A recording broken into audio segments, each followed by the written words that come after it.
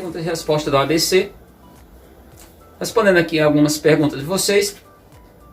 A pergunta que fizeram foi sobre uma pessoa fez, mas eu vou responder aqui diretamente. Você dá vitamina para suas abelhas? Não. A não ser que venha ter vitamina no caso do açúcar. Acho pouco provável. Não faço isso. Fiz já.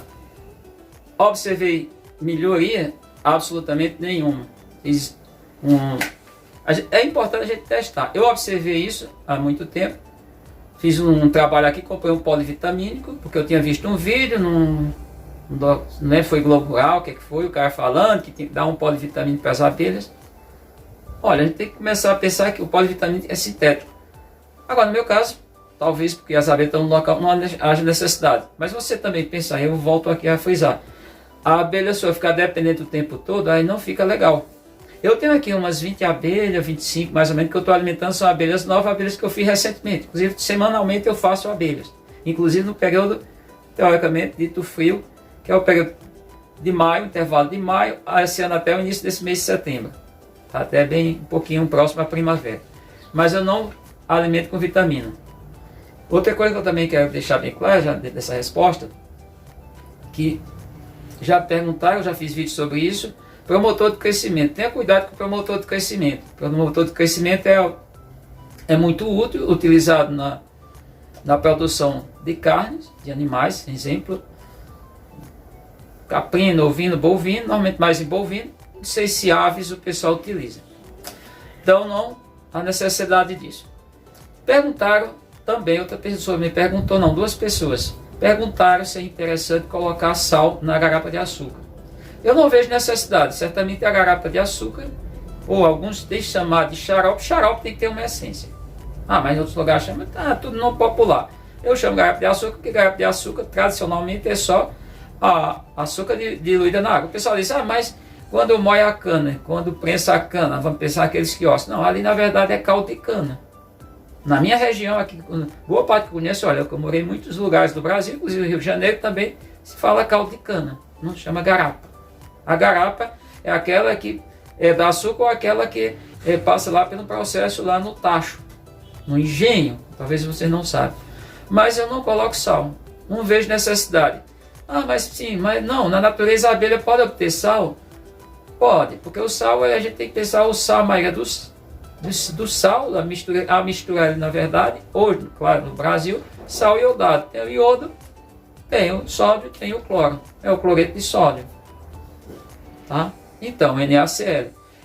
Esses elementos, eles são importantes no organismo dos seres vivos, mas não vejo necessidade, de maneira alguma. Não utilizo. Jamais. Descarto essa possibilidade. Não utilizo o sal na garrafa de açúcar, na alimentação das abelhas. Gente, mais uma vez me perguntaram, não foi a primeira vez, eu tenho um vídeo falando sobre isso. Eu tenho um vídeo falando sobre a utilização não chama farelo de soja, outros extratos. O fato é que a soja como proteína para as abelhas nativas. Eu não sei, tem gente alimentando, não vou aqui dizer para as abelhas ápis, mas a abelha ápis é outra questão. Quando a gente pensa nesse tipo de abelha, que é a mandaçaia, entre outras, eu não acho interessante vocês utilizar essa alimentação como uma ração, como alimento proteico. O pólen, você pegar o pólen de qualquer outra abelha para alimentar, vamos pensar, estou falando aqui da mandaçaia da caatinga, você pegar pólen dessa, qualquer outra abelha, qualquer espécie, seja outra abelha nativa, ou seja das africanizadas, não vejo problema. Agora pólen, aquela massinha farelo fino do milho, chamado polenta, trigo, como já vi pessoas falando que fizeram isso, eu não sei se isso surtiu efeito legal para vocês. O milho e o trigo só vai ter, praticamente, ali é só carboidrato. No caso da soja, não, porque ela é rica em proteínas, mas não recomendo. Outra pergunta, não foi, mas muitas pessoas perguntando que vê, quando vê meus vídeos antigos inclusive, sobre a questão da reprodução. Vamos chamar reprodução. Pegar só um disco de cria. Eu pego só um disco de cria, boto ali no laço da caixa, não tem implicância, não há problema. Agora, talvez, vou aqui levantar uma hipótese, numa localidade que a temperatura cai de uma certa maneira. Agora, por exemplo, primavera, o sul do Brasil, é o sudeste, mas o sul está frio alguns dias.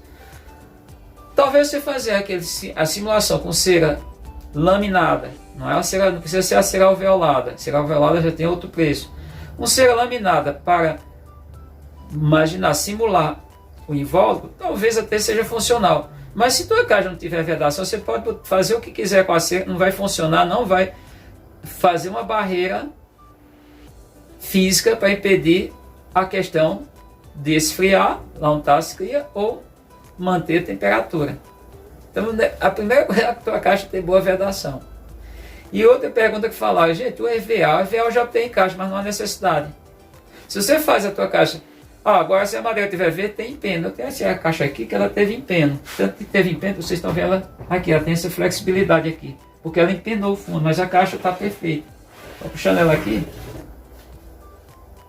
Por quê? Porque eu vim aqui, eu não vou poder fazer muita coisa com a caixa, porque eu não posso virar que ela tem crias novas. Tá? Então, só olhando. O que eu fiz aqui? Eu posso fazer uma inclinação até nesse ponto aqui. Se vocês olharem, aqui é pó de serra, inclusive diferente, porque a madeira é essa coisa, é o ninho indiano. E eu coloquei aqui em todas as bordas, porque por conta do empeno da tampa, mesmo já tendo as dobradiças aldravas, houve uma folga. E para evitar, vocês veem que não tem barro, eu tive que fazer esse ajuste. Então, o EVA também só funciona, o melhor que seja o EVA, só durante o tempo. Com o tempo, a não ser que você comece a ajustar também essa questão das dobradiças, certo? O caso de caixa não com tapas soltas. E aldrava, que é o caso aqui, elas vão permitir folgas. Então o EVA, gente, ele só funciona parcialmente, porque ele perde a sua eficiência.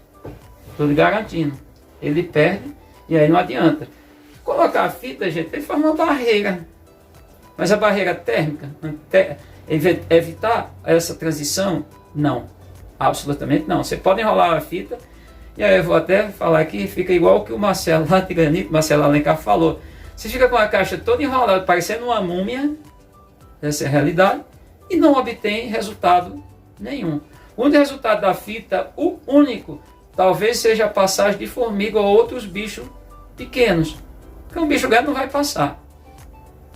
Mas essa questão térmica jamais, porque as caixas que são enroladas com fitas, tampa enrolada com fita, qualquer caixa pode ter tampa solta.